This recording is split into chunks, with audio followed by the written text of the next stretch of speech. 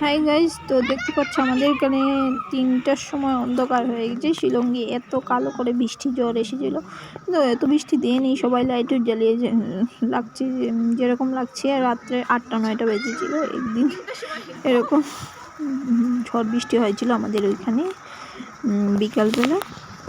তো দেখো কিরকম ওয়েদারটা, একটু পরেই আবার ফর্সা হয়ে যাবে, বৃষ্টি আসবে, দেখতে পারবে তোমরা আমার ভিডিওতে। তো আমার ভিডিওটা দেখো। আর কি শিলং এই টাইমে ছিলে আমাকে কমেন্ট করে বলো, আর শিলং থেকে কে দেখছো আমাকে কমেন্ট করে বলে দিও প্লিজ। কারেন্টও চলে গিয়েছিল তখন, যারা করে ইনভার্টার ছিল তারা জ্বালিয়েছিল, তো আবার চলেও এসেছিলো। তো এখানে দেখো রাত হয়ে আবার দিন হয়ে গেল।